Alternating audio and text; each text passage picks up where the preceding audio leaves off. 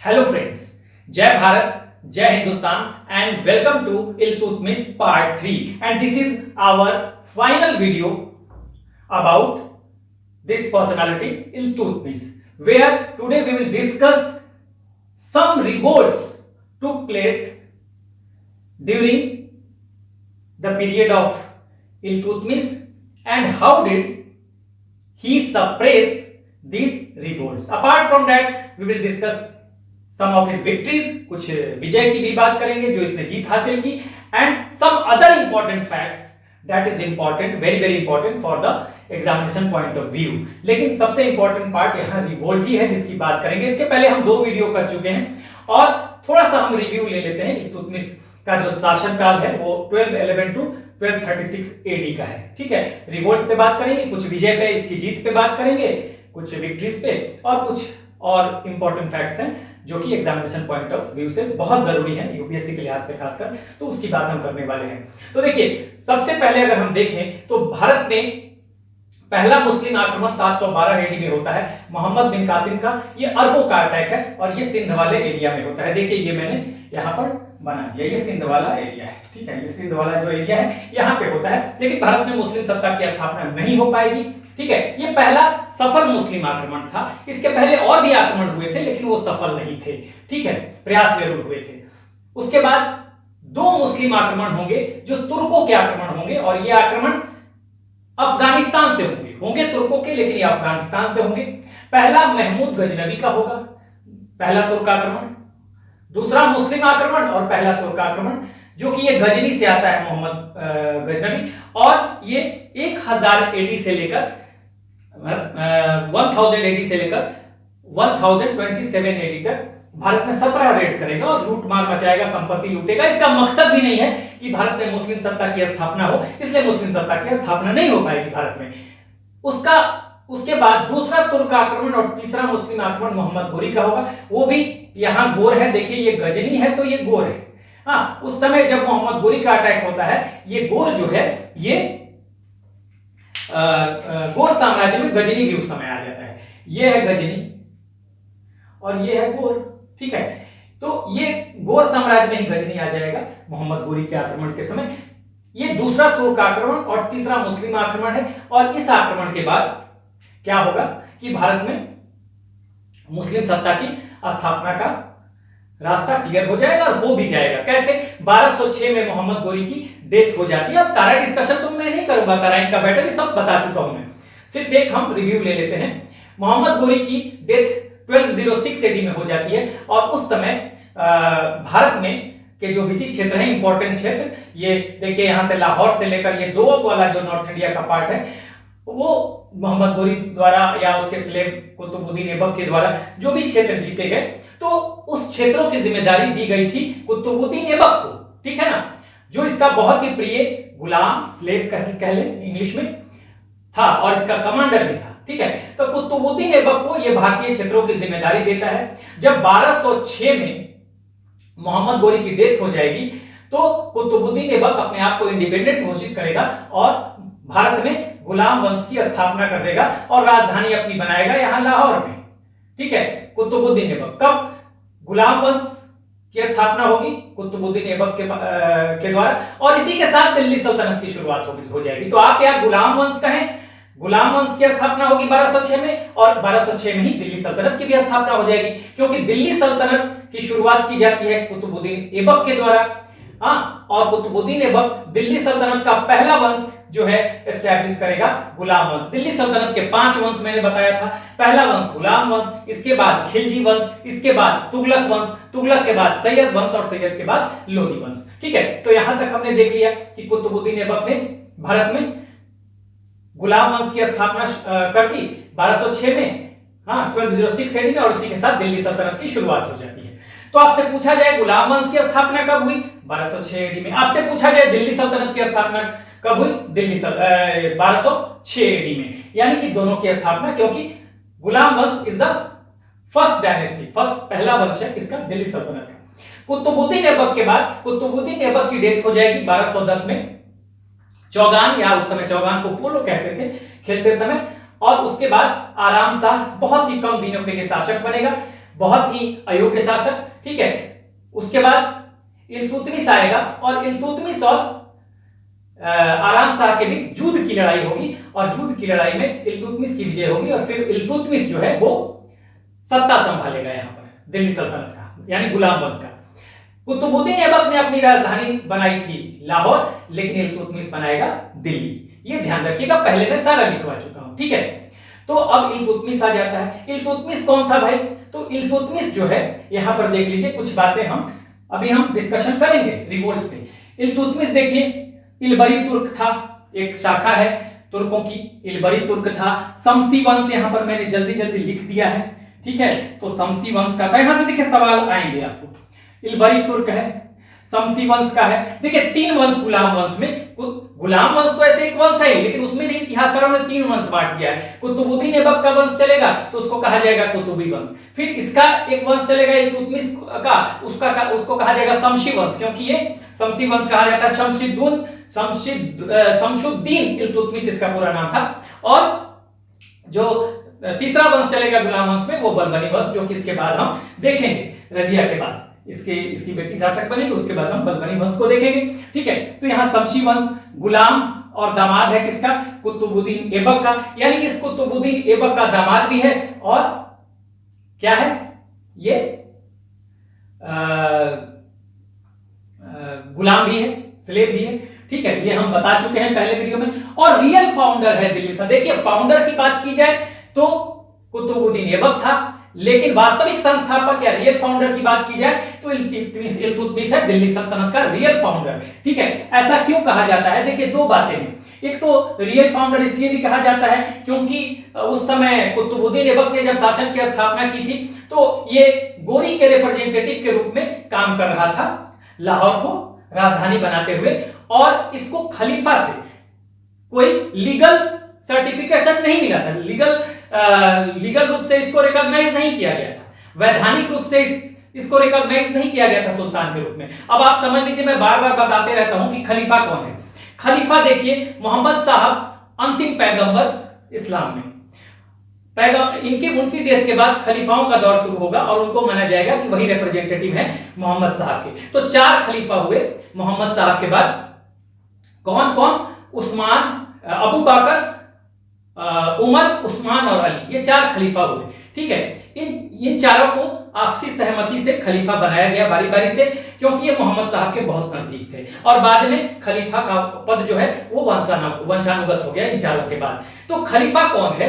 खलीफा आप समझिए कि पूरा मुस्लिम समुदाय जो है पूरे विश्व में जहां कहीं भी है, उन सबका पॉलिटिकल और रिलीजियस हेड कहा जाता है। राजनीतिक और धार्मिक मुखिया जो होगा खलीफा होगा, और उसी के पास ये अधिकार होता था कि किसी भी टेरिटरी में, मान लीजिए कि ये अफगानिस्तान में कोई आ गया अब या भारत में कोई आ गया, तो भारत में इस टेरिटरी का सुल्तान कौन होगा ये खलीफा डिसाइड करेगा। तो खलीफा से जब तक वैधानिक रूप से या लीगली उसका रिकॉग्निशन सुल्तान के रूप में नहीं किया जाएगा तो उसे सुल्तान नहीं माना जाएगा, खलीफा ही ये लीगलाइज करेगा उसको, ठीक है। तो ये चीज कुतुबुद्दीन ऐबक के साथ नहीं हुआ था, और ये मलिक और सिपहसालार के उपाधि के साथ ये शासन कर रहा था, एक रिप्रेजेंटेटिव था। लेकिन इल्तुतमिश जो है इसको ये फर्स्ट लीगल सुल्तान है। क्यों? क्योंकि प्रथम वैधानिक सुल्तान दिल्ली का या दिल्ली सल्तनत का या गुलाम वंश का, तीनों का आप कह सकते हैं। क्यों? क्योंकि इसको खलीफा से परमिशन मिला था, खलीफा से इसको लीगली इसको रिकॉग्नाइज किया गया था सुल्तान के रूप में। इसको रियल फाउंडर भी इसीलिए कहा गया कि एक तो रियल लीगली इसको रिकॉग्नाइज किया गया खलीफा से सुल्तान के रूप में। दूसरा, इसने बहुत सारे सिस्टम, देखिए 4 ही साल में 1206 में कुतुबुद्दीन ऐबक शासक बनता है और 1210 एडी में इसकी डेथ हो जाती है, ठीक है। तो 4 साल इसके पास बहुत कम समय है, तो बहुत ही स्ट्रॉन्ग भी नहीं हुआ है, कोई प्रशासनिक व्यवस्था ये नहीं कर पाया। लेकिन जब इल्तुतमिश आएगा तो ये इक्ता सिस्टम यहां लागू करेगा। इक्ता सिस्टम क्या था? मैंने पहले भी बताया था कि इक्ता सिस्टम में क्या होता है, ये एक तरह का असाइनमेंट फॉर लैंड रेवेन्यू था। इसमें क्या किया जाता था? देखिए वैसे इक्ता सिस्टम मोहम्मद गोरी द्वारा शुरू किया गया था भारत में, लेकिन एक इंस्टीट्यूशनल फॉर्म में और प्रशासन के आधार के रूप में इसको इंट्रोड्यूस किया गया इल्तुतमिश के द्वारा। ये इक्ता व्यवस्था, जैसे कि ये कोई क्षेत्र है, बड़ा जमीन का टुकड़ा है, इसको कई टुकड़ों में बांट दिया जाएगा, ठीक है, इसको कई टुकड़ों में बांट दिया जाएगा और यहाँ एक एक ऑफिसर अपॉइंट कर दिए जाएंगे और कहा जाएगा कि आप इस लैंड को रखिए, आपको सैलरी नहीं दिया जाएगा, यहीं से आप यहाँ पे आप मिलिट्री रखिए, आर्मी रखिए, वहां मिलिट्री की भी सैलरी निकालिए, अपनी भी सैलरी निकालिए और जो बचे उसको रेवेन्यू के तौर पर सेंट्रल गवर्नमेंट को भेज दीजिए। तो ये इक्ता व्यवस्था थी। इस पे हम एक पूरा वीडियो करेंगे, बहुत ही डिटेल इसको समझने वाले हैं। उसके बाद चालीसा द 40 इसने शुरू किया था इल्तुतमिश ने। ये सारे इंपॉर्टेंट था आपको एग्जामिनेशन पॉइंट ऑफ व्यू से। चालीसा क्या था? तो चालीसा देखिए, इसको तुर्काने चहलगानी भी कहा जाता था, गुलामे चालीसा भी कहा जाता था और इंग्लिश में इसको द 40 कहिए या ऐसे भी चालीसा कह लीजिए। इसके विश्वसनीय 40 तुर्क क्या किया था इल्तुतमिश ने? अपने विश्वसनीय 40 तुर्क गुलामों का एक ग्रुप बनाया था, ठीक है ना। और ये ग्रुप बहुत ज्यादा एक्टिव हो जाएगी, शासन में, प्रशासन में इल्तुतमिश की मदद करेगी, ठीक है। इसके क्या कारण थे बनाने के, पूरा मैं डिस्कस कर चुका हूं। तो चालीसा भी इसने शुरू किया था, अंग्रेजी में द 40 कहेंगे। क्या था? 40 गुलामों का, एक विश्वसनीय गुलामों का ये ग्रुप था जो कि शासन प्रशासन में हेल्प करता था। बाद में इसका डोमिनेंस बहुत बढ़ जाएगा तो बलबन इसको खत्म भी करेगा, आगे हम देखेंगे। तो ये 40 वाला इक्ता सिस्टम, ठीक है, इक्ता देखिए, इक्ता सिस्टम और चालीसा, ये समझिए। उसके बाद अपने एनिमीज को पिछले वीडियो में हमने देखा था, यल्दौज, जिसको कि देखिए मोहम्मद गोरी के 3 स्लेव थे। एक था कुतुबुद्दीन ऐबक, सबसे प्रिय और सबसे ज्यादा कॉम्पिटेंट योग, तो इसलिए इसको भारतीय क्षेत्रों की जिम्मेदारी सौंपी गई। उसके बाद मतलब महत्वपूर्ण भारतीय क्षेत्रों की, लाहौर और ये दोब का क्षेत्र। यल्दौज को ये गजनी सौंपा गया अफगानिस्तान में, यल्दौज को, ठीक है। और नसरुद्दीन कबाचा को सिंध और मुल्तान का क्षेत्र सौंपा गया था। सिंध है और यहाँ पे ऊपर मुल्तान होगा, देखिए ये वाला क्षेत्र जो होगा ये सिंध का क्षेत्र हो जाएगा, ये वाला क्षेत्र जो होगा ये सिंध का हो जाएगा, ठीक है, ये सिंध का हो जाएगा और ये इसके ऊपर ये मुल्तान वाला क्षेत्र हो जाएगा। तो ये दोनों था नसरुद्दीन कबाचा के पास। तो इस तरह से मोहम्मद गोरी के 3 गुलाम, कुतुबुद्दीन ऐबक, भारतीय महत्वपूर्ण भारतीय क्षेत्रों की जिम्मेदारी, दोब का क्षेत्र, लाहौर, ये सब इसको दिया गया था। तभी लाहौर इसने राजधानी बनाई थी। यल्दौज को गजनी दिया गया था, ठीक है, और नसरुद्दीन कबाचा को दिया गया था सिंध और मुल्तान। लेकिन देखिए जो कुतुबुद्दीन ऐबक था इसने कुछ मैरिज अलायंसेस कर लिया था इन लोगों के साथ, यल्दौज के साथ, नसरुद्दीन कबाचा के साथ। सीधी सी बात है, इल्तुतमिश से इसने, कुतुबुद्दीन ऐबक ने अपनी बेटी की शादी की थी, दामाद है। यल्दौज की बेटी से खुद शादी कर लिया था, किसने? कुतुबुद्दीन ऐबक ने। और नसरुद्दीन कबाचा के साथ अपनी बहन की शादी कर लिया था। तो बहुत ज्यादा डिस्टर्बेंस नहीं था, हालांकि पसंद वो लोग भी नहीं करते थे इसको, लेकिन ये आगे आके डोमिनेंट हो जाएंगे और इसको परेशान करने की कोशिश करेंगे, इसलिए इन दोनों का खात्मा भी करेगा। ये दोनों महत्वपूर्ण शत्रु थे, पिछले वीडियो में मैंने बता दिया था, यल्दौज और नसरुद्दीन कबाचा, डिटेल वीडियो किया है हमने। उसके बाद मंगोलों से दिल्ली सल्तनत को बचाएगा, कैसे?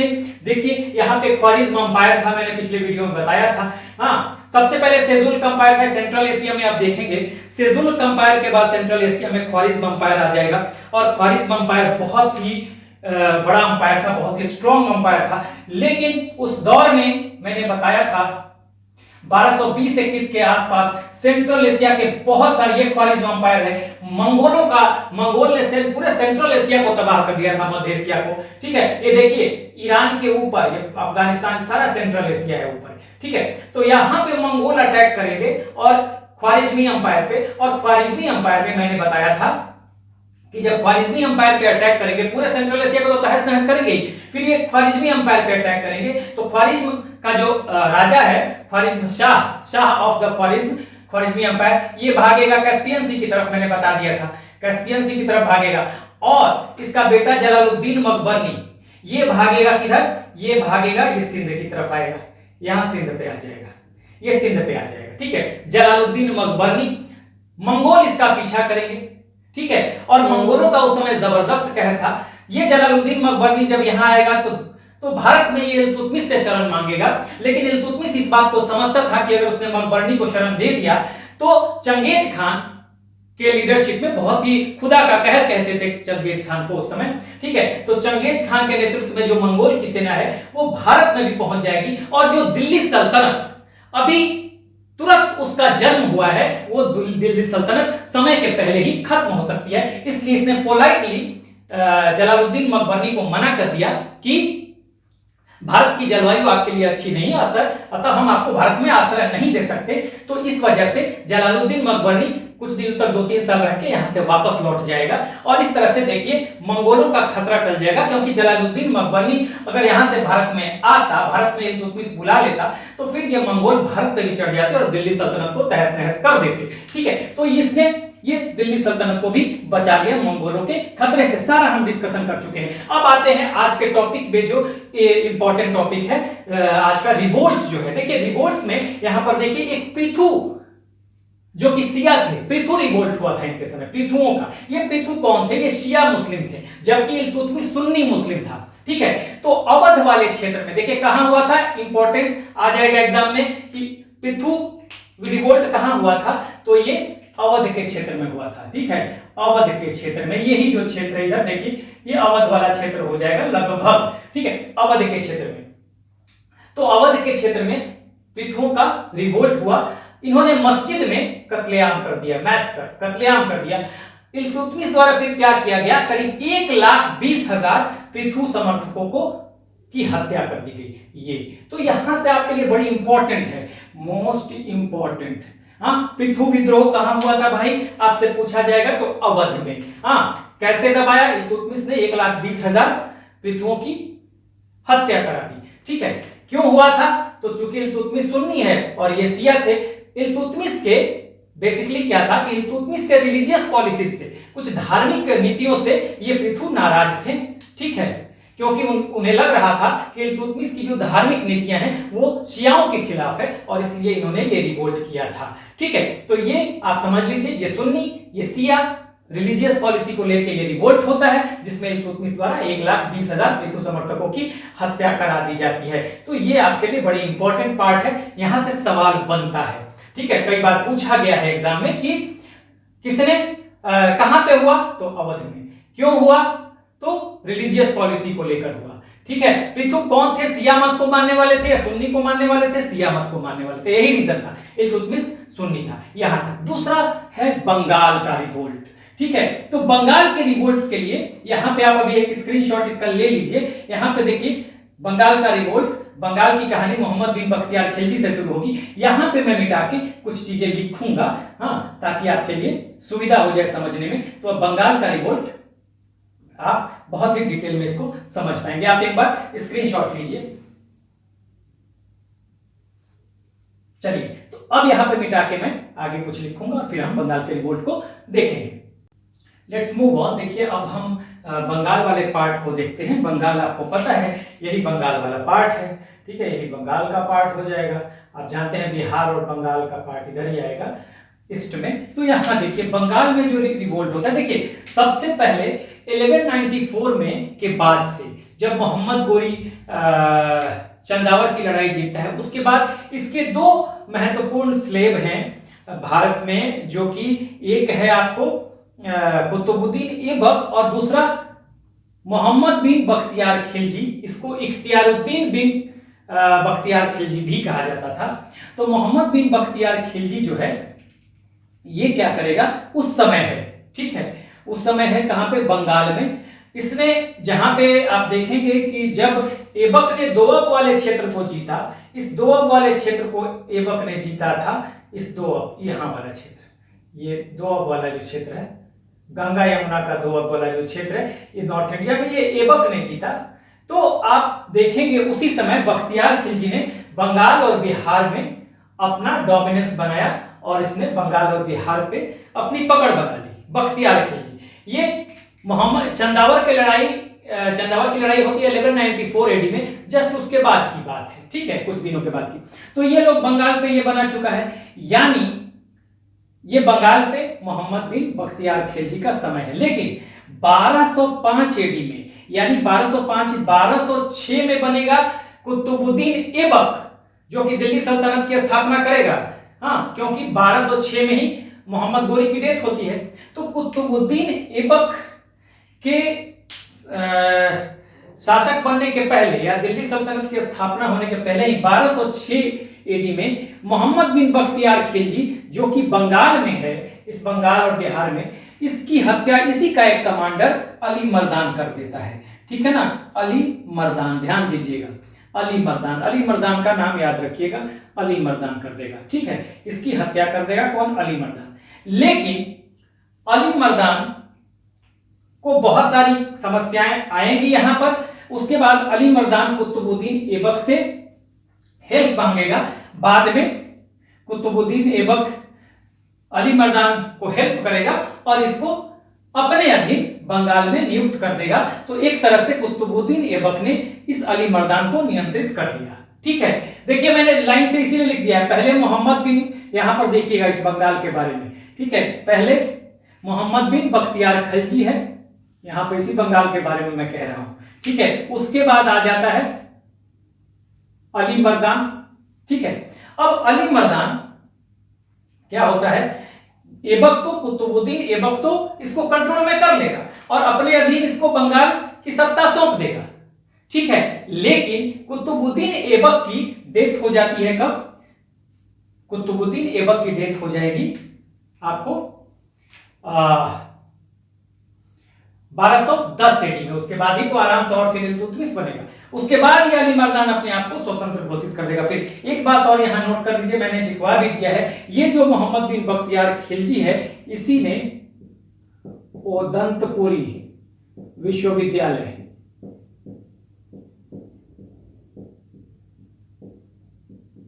ठीक है, विक्रमशिला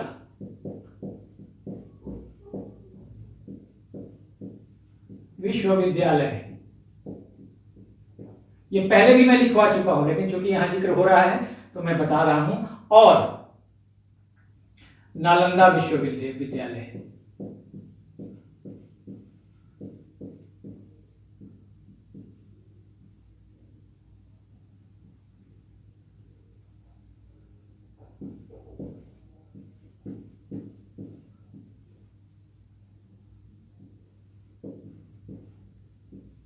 इन तीनों विश्वविद्यालयों को नष्ट कर दिया था। ये याद रखिएगा, एग्जाम में पूछ देगा। ठीक है, तो ये बड़ी इंपॉर्टेंट पार्ट है। यहां इसने नालंदा विश्वविद्यालय, उदंतपुरी, विक्रमशिला और नालंदा, ये तीनों को इसने नष्ट किया था। ठीक है, तो ये आपको ध्यान रखना होगा और ये मोस्ट इंपॉर्टेंट, यहां से पहले भी मैंने बताया है और अभी भी कह रहा हूं, यहां से सवाल बनता है। ठीक है, तो हमने बात की, पहले मोहम्मद बिन बख्तियार खिलजी है, उसकी हत्या उसी का कमांडर कर देगा अली मर्दान। अली मर्दान जब तक कुतुबुद्दीन ऐबक रहेगा तब तक तो इसके नियंत्रण में है, इसके अधीन है। लेकिन कुतुबुद्दीन ऐबक की देखिए मृत्यु होगी, अली मर्दान स्वतंत्र कब होता है? मृत्यु के बाद ऐबक के, देखिए यहां मैंने लिख दिया है, ऐबक की मृत्यु 1210 एडी में हो जाएगी। उसके बाद ये क्या होगा, अपने आप को स्वतंत्र घोषित कर देगा।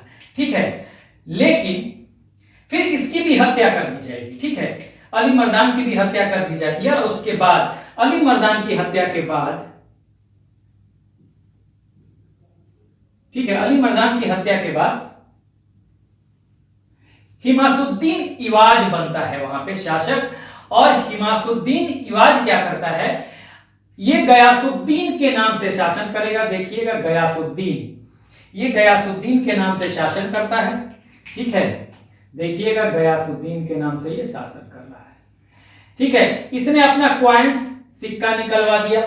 सिक्का निकालने का बाद मतलब अपने आप को शासक समझ रहा है, तभी तो सिक्का निकाल रहा है। कॉइन कौन निकालता है? कॉइन कौन इशू करता है? शासक, राजा। ठीक है, उसके बाद इसने खुतबा भी पढ़वा दिया। खुतबा भी राजा ही पढ़वाता है। खुतबा क्या होता है, मैंने बताया था, खुदा का प्रेयर होता है। हाँ, और उसमें तत्कालीन शासक का भी जिक्र होता है। तो खुतबा पढ़वाने का मतलब है कि अपने आप को उसने शासक घोषित कर दिया। हाथी रखवा दिए डोर पे, दरवाजों पे, और नगाड़ा भी बजवाया। इट मींस कि अपने आप को पूरी तरह से हिमासुद्दीन इवाज ने शासक घोषित कर दिया। यानी कि ये भी रिवोल्ट है एक तरह से। ठीक है, ये भी जो है रिवोल्ट है, ये रिवोल्ट है। अब क्या होगा, देखिए यहां पर मोहम्मद बिन बख्तियार खिलजी, इसकी हत्या अली मर्दान कर देगा। अली मर्दान की हत्या के बाद हिमासुद्दीन इवाज आ जाता है। लेकिन हिमासुद्दीन इवाज की भी हत्या होगी, हत्या नहीं होगी, बेसिकली इल्तुतमिश ने बंगाल के खिलाफ, यानी उस समय जब हिमासुद्दीन इवाज शासन कर रहा है, उसके खिलाफ कैंपेन चलाया और उस कैंपेन को लीड किया नसरुद्दीन महमूद ने, जो कि पुत्र है किसका, सन है इल्तुतमिश का। ठीक है, किसने कैंपेन चलाया, नसरुद्दीन इल्तुतमिश ने, और उसको उस कैंपेन को लीड किया था नसरुद्दीन महमूद ने, जो कि बेटा है, पुत्र है इल्तुतमिश का। अब इस कैंपेन में हिमासुद्दीन की हत्या कर दी जाएगी नसरुद्दीन महमूद के द्वारा, और इस तरह से फिर बंगाल को जो होगा नियंत्रण में ले लिया जाएगा। लेकिन हिमासुद्दीन इवाज यहां तो मृत्यु हो जाती है, उसके बाद इसके बाद नसरुद्दीन महमूद इसकी हत्या कर देता है कैंपेन में। लेकिन इस कैंपेन के बाद नसरुद्दीन महमूद की भी डेथ हो जाती है, और नसरुद्दीन महमूद की जब डेथ हो जाएगी उस समय फिर एक रिवोल्ट होगा बल्का खिलजी। ठीक है, ये बल्का खिलजी के नेतृत्व में बल्का खिलजी रिवोल्ट करेगा। लेकिन अब ये बल्का खिलजी, अब क्या होगा, अब इल्तुतमिश खुद जाएगा, कैंपेन करेगा इनके खिलाफ। ये बल्का खिलजी का रिवोल्ट होगा। अब इल्तुतमिश इसका रिवोल्ट होगा, अब खुद कैंपेन इसके खिलाफ चलाएगा इल्तुतमिश। पहले तो अपने बेटे को भेजा था हिमासुद्दीन इवाज के खिलाफ, लेकिन इस बार खुद कैंपेन चलाएगा और डिफीट करेगा किसे, बल्का खिलजी को। Defeated by Iltutmish, Balka Khilji was defeated by Iltutmish. और उसके बाद वहां पे क्या करेगा, उसके बाद बंगाल में भी, बिहार में भी ये क्या करेगा, अलग अलग गवर्नर अपना अपॉइंट कर लेगा। इस तरह से बंगाल को कंट्रोल किया जाएगा। तो देखिए, मैंने ये जानबूझ के ऐसे लिख दिया है, पहले बंगाल में मोहम्मद बिन बख्तियार खिलजी है, फिर इसको मार के अली मर्दान आता है। अली मर्दान की हत्या होगी तो हिमासुद्दीन इवाज आएगा, ये भी रिवोल्ट करेगा। हाँ, तो इसके खिलाफ कैंपेन भेजा जाएगा किसके लीडरशिप में, नसरुद्दीन महमूद के लीडरशिप में। कौन भेजेगा, इल्तुतमिश ही भेजेगा, इल्तुतमिश का बेटा है। हाँ, इसके खिलाफ भेजा जाएगा, तो ये उस कैंपेन में मारा जाएगा। लेकिन नसरुद्दीन महमूद की भी डेथ हो जाएगी इस कैंपेन के तुरंत बाद। तो जब डेथ हो जाएगी तो क्या करेगा, इल्तुतमिश खुद कैंपेन चलाएगा।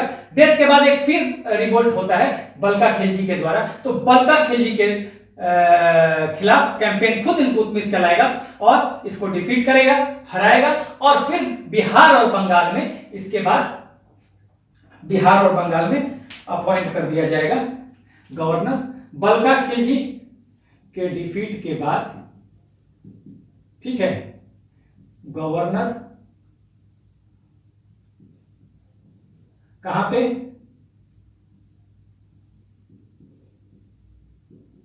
बिहार और बंगाल में। ठीक है, लास्ट डिफीटेड यहां मैंने लिख दिया है। तो देखिए यहां पे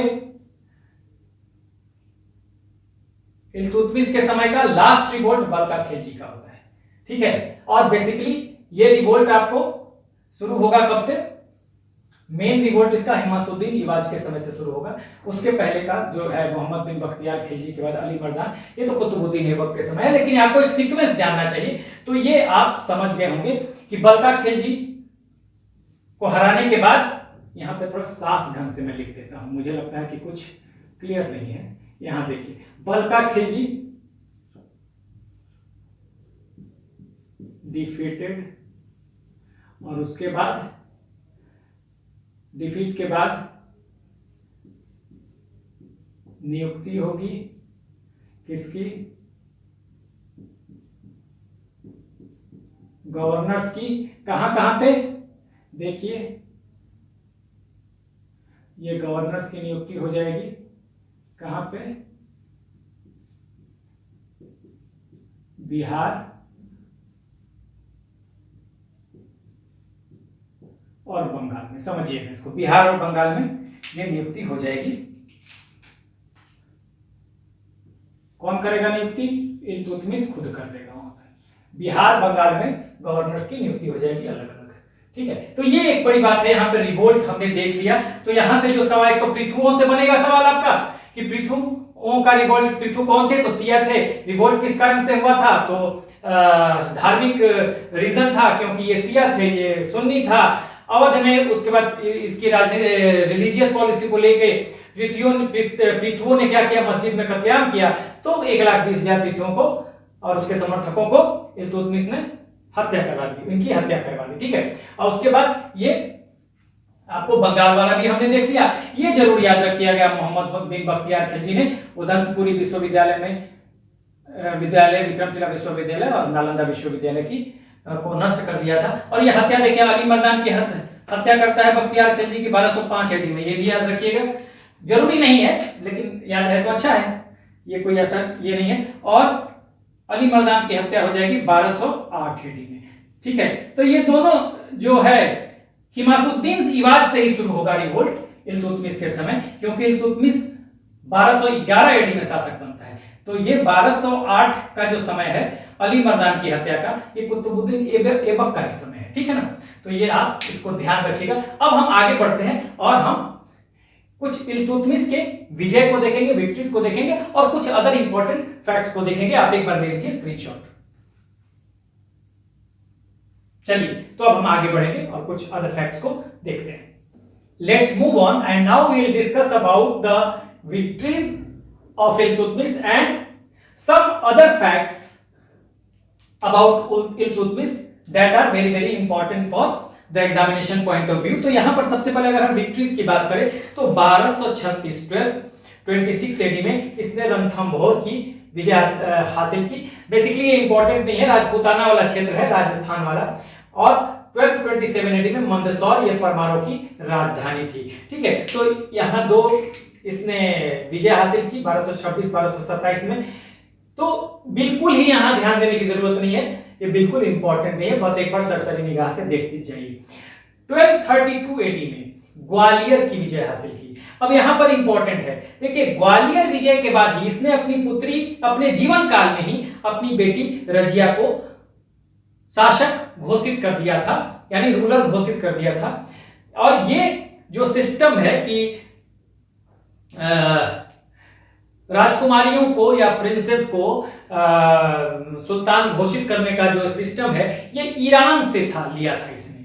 ठीक है, ये प्रथा जो थी ईरान में थी और वहीं से इसने ये इस सिस्टम को लिया था। ठीक है, तो इसको ऐसा लगता था इल्तुतमिश को कि इसके सारे बेटे जो है वो नाकाबिल हैं और सबसे योग्य जो है इसकी बेटी रजिया ही है। तो रजिया जो है उसको इसने उत्तराधिकारी घोषित किया था और रजिया जो फर्स्ट मुस्लिम रूलर बनेगी भारत की। और इसे आप देखेंगे आगे रजिया के बारे में। तो रजिया को अब ये पूछा जाएगा एग्जाम में कि किस युद्ध के बाद, तो किस विजय के बाद, तो ग्वालियर विजय के बाद रजिया को इसने घोषित कर दिया था क्या, उत्तराधिकारी। तो ये आपको ध्यान रखना है। और इस विजय के बाद ही सिक्कों पर, कॉइन्स पे रजिया का नाम इसने डलवाना शुरू कर दिया, लिखवाना शुरू कर दिया। इसका मतलब है कॉइन पे किसी का नाम है, सिक्कों पे किसी का नाम है, इसका मतलब वो शासक है, वो सुल्तान है, वो रूलर है। तो इस वजह से आप कह सकते हैं ग्वालियर वाला जो पार्ट है that is very very important. तो इसी ग्वालियर विजय के बाद रजिया को उत्तराधिकारी भी घोषित किया गया।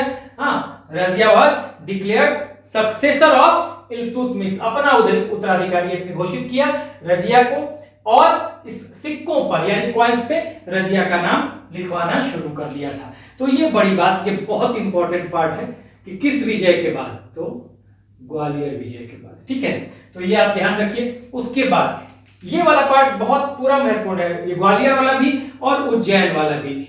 उज्जैन की जीत भी 1232 AD में करता है और यहां महाकाल की मूर्ति तोड़ता है। तो महाकाल की मूर्ति तोड़ने की बात इल्तुतमिश के साथ हुई। किसने महाकाल की मूर्ति तोड़ी, तो इल्तुतमिश ने तोड़ी। 4 ऑप्शन दे देगा, हाँ, मोहम्मद गजनवी, मोहम्मद गोरी, कुतुबुद्दीन ऐबक, इल्तुतमिश। किसने तोड़ा, इल्तुतमिश ने उज्जैन में महाकाल का मंदिर तोड़ा और वहां से विक्रमादित्य की एक मूर्ति भी उठा के लाया। ये बहुत इंपॉर्टेंट है महाकाल वाला, ये पूछा भी गया है कई बार एग्जाम में और इससे भी सवाल आए हैं, तो ये आप ध्यान रखिएगा। आगे ये भी इंपॉर्टेंट है, इन दोनों पे उतना ध्यान नहीं देना है। आखिरी अभियान, अंतिम अभियान देखिए कौन सा था, बामियान, अफगानिस्तान में है ये। ठीक है, बामियान जो है ये अफगानिस्तान, ये ध्यान दीजिएगा। बामियान अफगानिस्तान का अभियान इसका 1236 एडी में, जैसा कि आप जानते हैं 1236 ही इसके शासन का अंत हो जाएगा, 1236 तक ही इसका शासन है, तो 1236 ही 1236 एडी में ही इसका अंतिम अभियान बामियान में के खिलाफ होता है। अंतिम विजय बामियान के खिलाफ, अफगानिस्तान में है बामियान। और ये देखिए यहां पर लिख दिया अंतिम अभियान किसके खिलाफ, तो खोखरों के खिलाफ। यहाँ पे खोखर एक जनजाति थी, ठीक है, तो बामियान में खोखरों के खिलाफ। इसी अभियान के बाद ये बीमार पड़ जाएगा और फिर इसकी मृत्यु हो जाती है दिल्ली में। ध्यान रखिएगा, बामियान का अभियान अफगानिस्तान में है बामियान, ये अंतिम अभियान, विजय इसमें होगी। हाँ, विजय तो है, विक्ट्रीज की बात हम कर रहे हैं। खोखरों के खिलाफ है जो कि एक जनजाति होती थी, हाँ ट्राइब्स होते थे। और इस अभियान के बाद ये बीमार पड़ेगा, इसकी डेथ हो जाएगी वेयर, इन दिल्ली। तो ये ध्यान रखिएगा, ये बात ध्यान रखिएगा कि कुतुबुद्दीन ऐबक ने अपनी राजधानी बनाई थी कहां पे, लाहौर में, जबकि इल्तुतमिश की राजधानी दिल्ली होगी। कुछ अदर फैक्ट्स बड़ी इंपॉर्टेंट है, देखिए यहां पर 1235 एडी में ये सवाल कई बार आया है, मोस्ट इंपॉर्टेंट। धर्मस्वामी नाम के एक तिब्बती बौद्ध थे, बुद्धिस्ट थे। 1235 एडी में इन्होंने इल्तुतमिश के समय ही नालंदा की यात्रा की थी। तो यहां से सवाल आपका बन सकता है, ध्यान रखिएगा, वेरी वेरी इंपॉर्टेंट। उसके बाद इसने 33 प्रशासनिक अधिकारियों को, मैं थोड़ा सा इसको ऐसे कर देता हूं ताकि आपको ध्यान रहे कि ये अलग अलग है, ठीक है ना। देखिए 33 एडमिनिस्ट्रेटिव ऑफिसर्स को इसने क्या किया, ऑफिशियल्स को उनके पद से हटा दिया, हाँ डिसमिस कर दिया। व्हाई, क्योंकि वे हायर क्लास के नहीं थे, उच्च कुल के नहीं थे। ध्यान दीजिएगा, ये उच्च कुल वाली बात कहीं ना कहीं आप आगे जाकर देखेंगे कि जो बलबन के समय आप देखेंगे कि वो उच्च जो नीच कुल के लोग होते थे हमेशा हायर क्लास से लोगों से बात करता था, उच्च कुल के लोगों से बात करता था। आगे आप देखेंगे उसकी शुरुआत एक तरह से देखेंगे तो कहीं ना कहीं इल्तुतमिश के पॉलिसीज में भी मिलता है। तो 33 प्रशासनिक अधिकारियों को पद से हटा दिया था क्योंकि वो उच्च कुल के नहीं थे। बलबन में तो इसका एक्सट्रीम देखेंगे हम लोग, ठीक है। देखिए अब यहां पर जब ये शासक था उस समय उलीमाओं ने, उलीमा कौन थे, मुस्लिम स्कॉलर्स थे, तो उन्होंने कहा था कि यहां के हिंदुओं से आप कहिए, ठीक है, कि या तो वो इस्लाम को स्वीकार कर रहे या मृत्यु के लिए तैयार रहे। हाँ, क्या कहा था उलीमाओं ने, उलीमाओं का ये कंडीशन था जो उन्होंने इल्तुतमिश के सामने रखा कि हिंदुओं के लिए दो ही चॉइस है, आइदर इस्लाम और डेथ, या तो इस्लाम को स्वीकार कर लो या मृत्यु के लिए तैयार रहो। उस समय आपको मैं बताऊं, निजामुल मुल्क जुनैदी ने इनको सजेशन दिया था क्या, कि देखिए अभी हम नए नए यहां पर हिंदुस्तान में आए हैं, ठीक है। इनका वजीर था, निजामुल मुल्क कौन था, वजीर था, ध्यान दीजिएगा। और एक बात तो मैं और बता दूं यहां पर, ये तो हम डिस्कस करेंगे ही। यहां पे जो मैं कह रहा था कि 33 प्रशासनिक अधिकारियों को पद से हटा दिया था क्योंकि उच्च कुल के नहीं थे, इसको एक बार पता चला कि निजामुल मुल्क जुनैदी जो इसका वजीर है वो उच्च कुल का नहीं है, ठीक है, और उसने बाद में अपने आप को इस्लाम में कन्वर्ट किया है। तो इसने निजामुल मुल्क जुनैदी पर से विश्वास करना छोड़ दिया था, इससे विश्वास उसका उठ गया था, ठीक है, ये स्थिति थी। वजीर तो विश्वास करना इसने छोड़ दिया था निजामुल मुल्क से, जुनैदी पर से, ध्यान दीजिएगा। तो देखिए जब ये उलिमाओं ने कंडीशन रखा हिंदुओं के लिए कि आइदर इस्लाम और डेथ, या तो इस्लाम में कन्वर्ट हो जाओ नहीं तो मृत्यु के लिए तैयार रहो, तो इसने क्या कहा, निजामुल मुल्क जुनैदी जो इसका वजीर है, कि देखिए हिंदुस्तान में भी दिल्ली सल्तनत नया है और हम लोग नए आए हैं, इस्लाम भी बहुत पुराना नहीं है, और अगर आप देखें तो इस्लाम जो है ये समुद्र में बूंद की तरह है, ठीक है, a drop in the ocean, समुद्र में बूंद की तरह है और दाल में नमक की तरह है। अगर आप समझें कि पूरी नमक ही दाल हो जाए तो यह संभव नहीं है। इस्लाम क्या है, अभी हिंदुस्तान में इस्लाम नया है, इस्लाम पूरे विश्व में भी बहुत पुराना नहीं है, अभी हम लोग तुरंत हिंदुस्तान में आए हैं, ठीक है ना।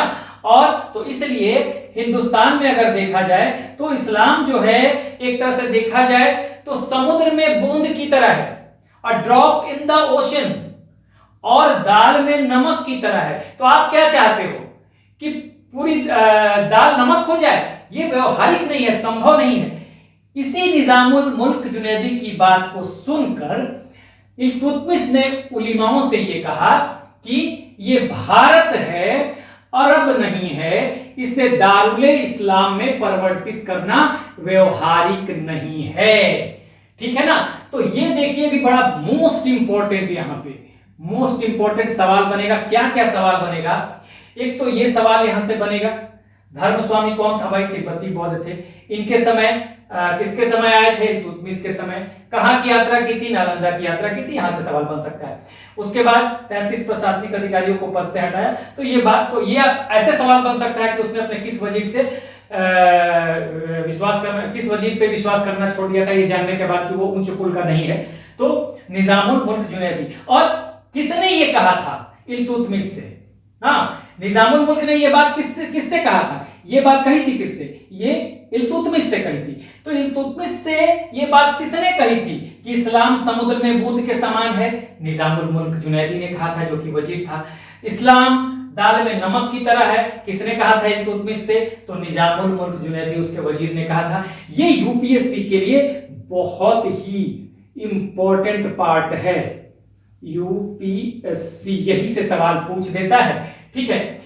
जब निजामुल मुल्क ने ये बात कह दिया तो इल्तुतमिश को ये बात समझ में आ गई। तो निजामुल मुल्क जुनैदी के समझाने पे ही इल्तुतमिश ने उलिमाओं से ये बात कही थी कि भाई, जब उलिमाओं ने कहा कि आप हिंदुओं से बोलो कि उनके लिए दो ही विकल्प हैं, या तो इस्लाम स्वीकार कर लो, नहीं तो मृत्यु के लिए तैयार रहो। तब इल्तुतमिश ने समझाया था कि देखिए, इससे विद्रोह हो सकता है, ये भारत है, अरब नहीं है, इसे दारुल इस्लाम में परिवर्तित करना व्यवहारिक नहीं है। It is not possible to convert India into दारुल इस्लाम। दारुल इस्लाम का मतलब लैंड ऑफ इस्लाम, हाँ, इस्लामिक भूमि में। ठीक है ना। तो ये ध्यान दीजिएगा, इल्तुतमिश ने ये बात किससे कही थी? उलिमाओं से कही थी। किसके कहने पे कही थी? तो निजामुल मुल्क जुनैदी के कहने पे कही थी। तो यहां से आपका सवाल बनता है। ये दोनों पार्ट इतना इंपॉर्टेंट नहीं है। यहां पर विक्ट्रीज में ग्वालियर वाला पार्ट, उज्जैन वाला पार्ट, क्योंकि यहीं से ग्वालियर विक्ट्री के बाद रजिया को ये उत्तराधिकारी घोषित कर देता है, अपना सक्सेसर घोषित कर देता है। और ये प्रथा ये लाया था, राजकुमारियों को सुल्तान घोषित करने की जो प्रथा थी, ईरान में थी, वहीं से लेके आया था। उसके बाद सिक्कों पर रजिया का नाम इसने लिखवाना शुरू कर दिया। इसका मतलब सीधा है कि सिक्कों पर किसका नाम होता है? शासक का नाम होता है। तो रजिया को इसने शासक मान लिया था, उत्तराधिकारी मान लिया था। अपने जीवन काल में ही इसने रजिया को उत्तराधिकारी बना दिया था, अपनी बेटी को। उज्जैन की विजय के बाद महाकाल का मंदिर तोड़ता है, विक्रमादित्य की मूर्ति उठा लेता है। ये महाकाल का मंदिर जो तोड़ता है, ये बहुत इंपॉर्टेंट है। अंतिम अभियान बामियान का अफगानिस्तान में किसके खिलाफ? खोखरों के खिलाफ। या ठीक है, ये भी अंतिम अभियान भी बड़ा इंपॉर्टेंट है। अंतिम अभियान ये भी मोस्ट इंपॉर्टेंट है। ठीक है, ये भी मोस्ट इंपॉर्टेंट है बामियान का। ठीक है, अंतिम अभियान बामियान का खोखरों के खिलाफ। खोखर कौन थे? जनजाति थे। और वहीं पे इसी अभियान के बाद, अपने अंतिम अभियान के बाद जो बामियान में होता है, इसका अंतिम अभियान, अंतिम विजय होती है, इसी के बाद बीमार पड़ेगा और इसकी मृत्यु कहां होगी? दिल्ली में होगी। तो ये पूरी बात हमने आज इल्तुतमिश को खत्म कर लिया बहुत अच्छी तरह से। नेक्स्ट हम एक छोटा सा टॉपिक होगा रजिया का, और उसके बाद फिर हम आगे बढ़ेंगे बलबन पे। रजिया के बाद एक दो छोटे शासक आते हैं, लेकिन उसके बाद उनके बाद थोड़ा सा नसरुद्दीन महमूद के बारे में भी जानेंगे। ठीक है, बलबन के पहले जो बलबन जिनका वजीर था, उसके बारे में जानेंगे, और फिर हम आएंगे बलबन पे। तो आप लीजिए इसका screenshot. So this is the end of the video. Do like, share and subscribe. Take care. Keep smiling. Jai Hind.